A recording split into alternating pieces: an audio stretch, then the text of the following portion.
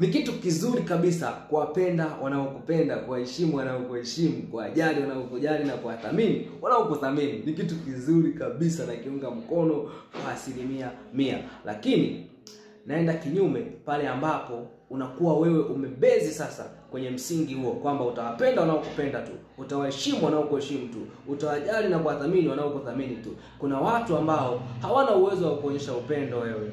Hawana uwezo wa kuonyesha kwamba wanakuthamini kulingana na hali zao, situation zao walizonazo, lakini wanaweza kuwa wanakupenda kwa dhati kutoka moyoni. Na ndio maana unaweza kaona kitu kama hichi katika shida zako, katika magumu na mapito. Wale ambao ulikuwa wanakuonyesha upendo, wanakujali, wanakuthamini, katika hali hiyo unakuta kwamba huwaoni hao watu. Kwa sababu gani? Pengine ni kwa sababu walikuwa wanaona una kitu cha kuwapa katika hizo nyakati ambazo ulikuwa vizuri, lakini kwa sababu unapitia mapito sasa hivi hawaoni maana yako, wanakukimbia, wanakuacha. Unaona?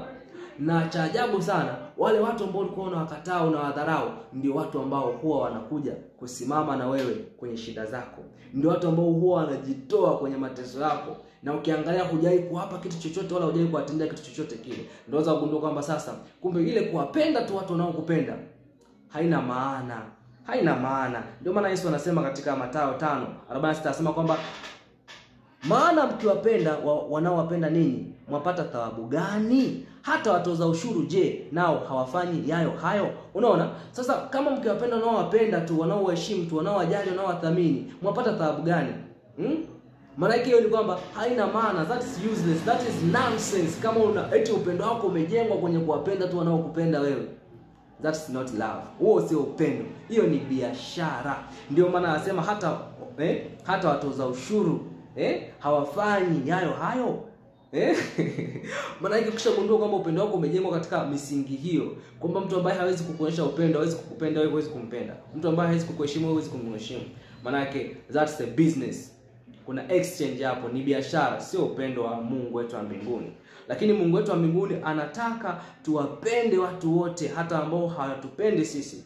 Watu ambao hawatuheshimu sisi tuwaheshimu, ili tuweze kufanana na Baba yetu wa mbinguni. Anasema kwa kufanya hivyo katika mstari wa 48. Katika mstari wa 48 anasema kwamba basi ninyi mtakuwa wakamilifu kama Baba yenu wa mbinguni alivyo mkamilifu. Kwa kuwapenda watu wote pasipo kujali, pasipo kubagua. Tutakuwa wakamilifu kama Baba yetu wa mbinguni alivyo mkamilifu. Umebarikiwa sana mtu wa Mungu, kwa sababu tunajua wazi Mungu wetu wa mbinguni anawapenda watu wote, wabaya na wema.